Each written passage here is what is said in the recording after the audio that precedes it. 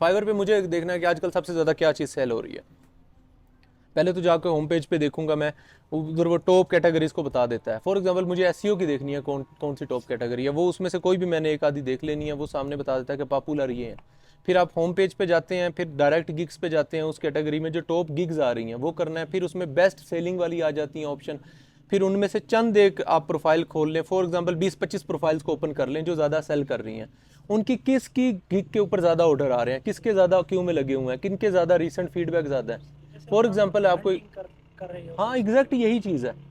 इस तरीके से आपने उनको बुक मार्क कर लेना है और आप समझ लें कि इनकी डिमांड ज़्यादा है, जिन पे ऑर्डर ज़्यादा आ रहे हैं, जो ज़्यादा सेल हो रही हैं, तो उनका समझ लें कि ज़्यादा सिस्टम है। ये आपको क्लियर हो गया।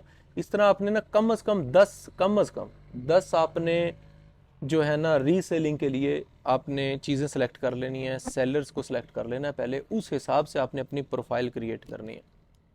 किसके ऊपर? सारे फ्रीलांस प्लेटफॉर्म के ऊपर।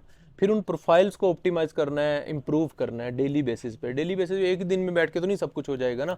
किसी दिन फॉर एग्जांपल आपको भी क्या करना है, फाइवर के ऊपर आप फॉर एग्जांपल कहते हैं ऑफ पेज का मैं एक टेस्ट भी पास कर लेता हूँ, जिससे आपकी गिग को या प्रोफाइल को फ़ायदा होता है थोड़ा सा।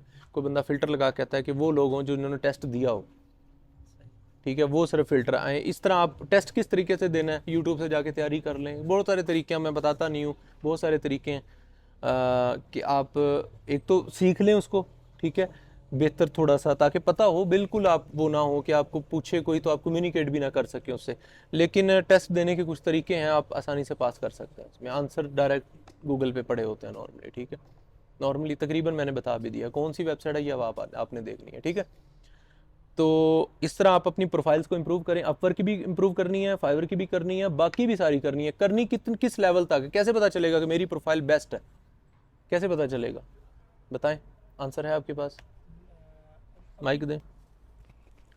फाइवर पे आपने प्रोफाइल अपनी इंप्रूव करनी है, जी। यानी अच्छी प्रोफाइल बनानी है, प्रोफेशनल बनानी है। सही है। कैसे बनाएंगे आप, कैसे पता चलेगा मैंने बना ली है प्रोफेशनल, कैसे पता चलेगा, बताएं। फाइवर का तो सर मेरा नहीं है इतना एक्सपीरियंस कि किसी उस। भी प्लेटफॉर्म पे क्या करते हैं एनालिसिस करने के लिए कि मेरा अकाउंट प्रोफेशनल है, लेवल का है? सर उसमें तो सिंपल आंसर है। जी, जब हम बना रहे होते हैं ना, हमने उसके कीवर्ड्स वगैरह और ये चीज़ें ऑप्टिमाइज होना चाहिए, ये सारी चीज़ें। नहीं, और मैं कह रहा हूँ उसके मेरा अलावा क्वेश्चन क्या है, मैं ये जी, नहीं कह रहा करनी कैसे है, सही है। मैं कह रहा हूँ कैसे पता चलेगा, क्योंकि आपने कुछ काम किया हुआ है ना जी इसमें, जी। ड्रॉप हाँ शिपिंग में। जी, उसमें वेबसाइट में तो हमने जो किया हुआ है नहीं, उसमें हम स्पीड वेबसाइट की वगैरह और एग्जांपल ले लो, जी जी। आपको कब पता चलेगा कि आपकी वेबसाइट का लेवल है? कैसे पता चलेगा कि आपने वो लेवल अचीव कर लिया, वाकई मेरी प्रोफेशनल हो गई है वेबसाइट, कैसे पता चलेगा? सर सिंपल आंसर है, आपको पता जी है आंसर, लेकिन बस आपका माइंड अभी नहीं आ रहा। आपने मुझसे बात हो रही थी गाड़ी में बैठ के, तो आपने जी। बताया था सिर्फ कंपैटिटर को देख के, हाँ सही है। कंपैरिजन करके, सिंपल आंसर है। कंपैरिजन जी इसी जी। तरह फाइवर पे आपने प्रोफाइल बनाई है, ठीक आपने है। देखना है मेरी कैटेगरी के जो टॉप रेटेड सेलर हैं उनकी हम्म, प्रोफाइलें कैसी हैं। सही है। अगर उन्होंने सर्टिफिकेशन 20 किस्म की ऐड की हुई हैं, ठीक है। आपने एक भी नहीं की हुई, जी। एजुकेशन अपनी सारी डाल रखी है ठीक तरीके से, ठीक है। प्रोफाइल डिस्क्रिप्शन बहुत अच्छे से लिखी हुई है, प्रोफाइल की डीपी बहुत अच्छे से लगा रखी है, आपने दोस्त की लगा रखी है किसी की, या कुछ लोग होते हैं पता नहीं अजीब सी कोई चीज़ लगा देते हैं, अपनी होती ही नहीं है। आपने देखना है कि भाई एक बंदा जिसने टाई वगैरह पहन के, कोट थ्री पीस पहन के पिक्चर बना के अपलोड कर रखी है, वो आपको भी लगेगा यार बंदा प्रोफेशनल है। सही। ये सारी चीज़ें कंपेयर करनी है, एक एक चीज़, यूज़र नेम, प्रोफाइल डिस्क्रिप्शन, फिर नीचे उसने टेस्ट कितने दे रखे हैं, उसने 3 दे रखे हैं, आप 4 दो। ठीक। समझ आ रही बात की? सही।